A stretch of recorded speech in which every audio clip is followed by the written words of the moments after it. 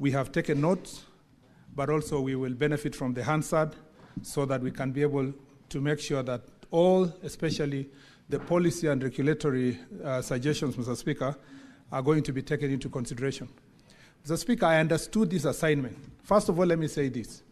I came here today not because I was called, not because I saw any letter, maybe it was sent from your office. I just saw you live, Mr. Speaker, yesterday. And once you announced live that you will need the minister from here, I did not even take 5 minutes. I called the IG.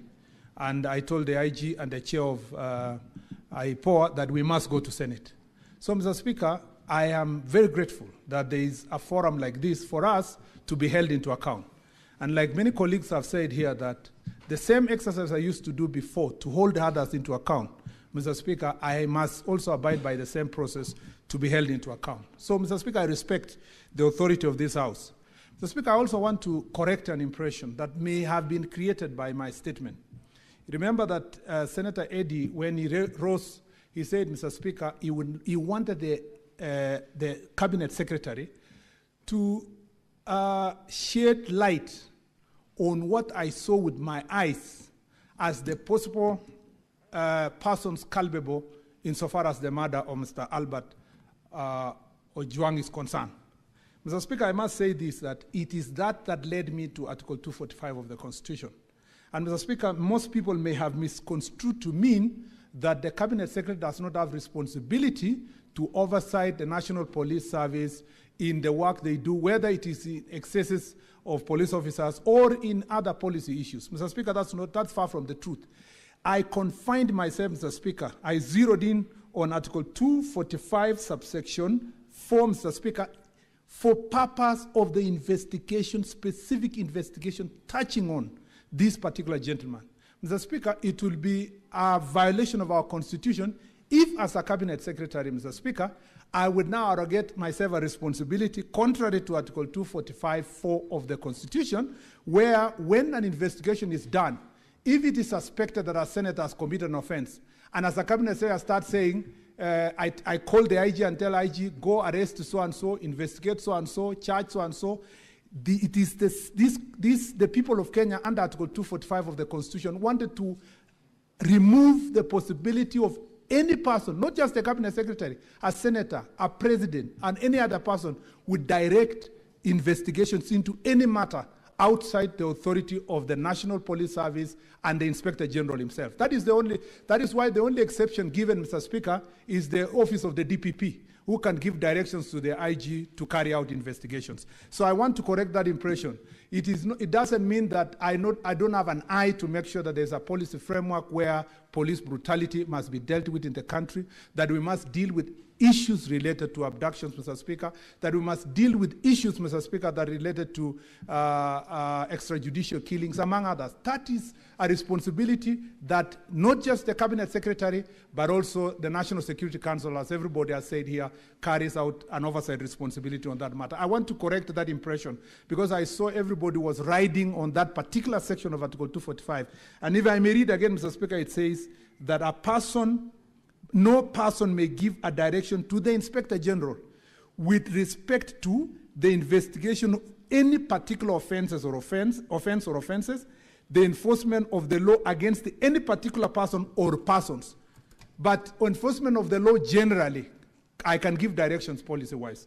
Investigations generally to acts or resurgence of certain acts or omissions, Mr. Speaker, or offenses, Mr. Speaker, I can be able to give that direction. But I cannot wake up here and say, Senator Eddy be investigated, or Senator so-and-so. That is what Kenyans were running away from. Number two, Mr. Speaker, is to say that it is also not right for me, under the same article, to give direction as to the employment, assignment, promotion, suspension, or dismissal of any person who works in the National Police Service. Again, the people of Kenya wanted to remove a situation where political leaders, including the Cabinet Secretary, Mr. Speaker, would use their position to determine whether a police officer will be transferred, will be promoted, will be fired, will be hired.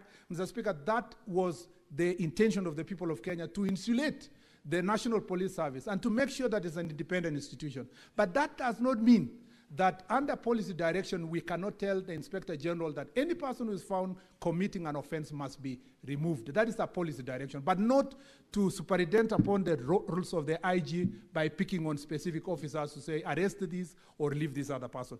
If that clarity is achieved, Mr. Speaker, then Mr. Speaker, the problem that people had, including Senator Kalwale, on the question of I do not have an eye. I do not have an eye constitutionally of superintending upon specific investigations. But I have an eye of ensuring that the National Police Service operate under the Constitution and the law, Mr. Speaker. I needed to make sure that I clear that issue.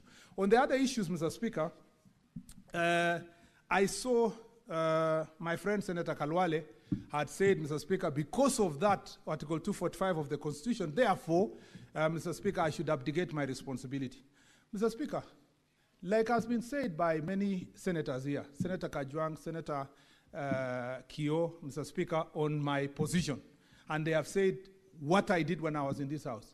My position has never changed, Mr. Speaker. I am, as like the Caleb in the Bible said, I am as strong as I was 5 years ago.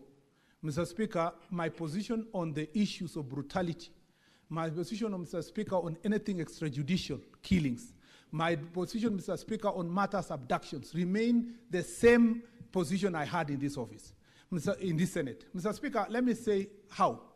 Mr. Speaker, when I go to office, I made sure that on the question, and you know, some people speak as though I've been in this office for 6 months. Mr. Speaker, I'm not yet even 6 months since I joined this office, but I'm glad that many people have expectation in me. I know even of a particular senator, Mr. Speaker, who never even waited for 2 months, whose natural national chorus is Murkomen must resign, Murkomen must be fired. Mr. Speaker, even when I was 2 months to the office, that was the song he was singing. Mr. Speaker, I am used to that song. But the point I want to make is that as a cabinet secretary, Mr. Speaker, when I go to office, I know, Mr. Speaker, for sure that there were challenges in our National Police Service. Mr. Speaker, in any case, the statement you have asked me to come and answer today, if it were not for the issue of Albert Kachwang, is in relation to last year's unfortunate incidents that happened on 25th of June. Mr. Speaker, where a number of cases are under investigations. Mr. Speaker, a few years ago, the question of Baby Pendo. Mr. Speaker, a few years ago, the question of Koome. Mr. Speaker, I disclose here that lawyer Kimani was my friend. I knew him. Mr. Speaker, in all those investigations, Mr. Speaker, the Independent Police Oversight Authority did their job. Even as Senator Metu was saying, there might be a cover-up. In the case of Senator Kimani, because I follow, Wakili Kimani, in that particular case, Mr. Speaker, there was an attempt to cover up.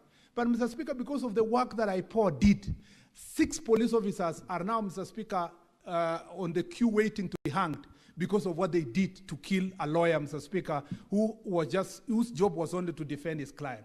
Mr. Speaker, therefore, there is enough precedent to deal with matters that are related to police brutality and extrajudicial killing. Mr. Speaker, I personally, even though I am not part and parcel of this investigation, I have no doubt in my mind, Mr. Speaker, that if the speed that IPOA is using and the cooperation the National Police Service is giving, Mr. Speaker, that the perpetrators of this heinous act against Albert, Mr. Speaker, will be brought to book. And, Mr. Speaker, I have no doubt in my mind that if our judiciary, working closely with the DPP and the investigators, these people will just follow the same route that other police officers in the past have followed who have committed this heinous act. I wanted to give that assurance to the people of Kenya. And the Kipchumba of that time is the same one. Mr. Speaker, I went to Nakuru. Brian Odhiambo, his mother confronted me because Brian Odhiambo was kidnapped and taken to, I think it was National Park. Mr. Speaker, the investigations have stopped. The arrest was not happening. But, Mr. Speaker, when I came back, I told the investigation authorities it's your responsibility to make sure that those who have participated in the kidnapping of Brian Odhiambo must be brought to book. Mr. Speaker, as a result of that pressure I put in as a cabinet secretary, those people were charged in the court in Nakuru. Mr. Speaker, on matters of abductions, since I entered office, I have been very vocal, Mr. Speaker, including an investigation that is ongoing regarding a member of parliament. And, Mr. Speaker, we will unearth all those cases of abductions. Mr. Speaker, when we came to office, even though I was not the cabinet secretary, Mr. Speaker, the president gave directions to the country during campaign and after we came to office, that he does not want to see extrajudicial killing, he doesn't want to see bodies in River Yala, he doesn't want to see bodies in River Tana, he doesn't want to see bodies in Abadeas of people who have been abducted and killed.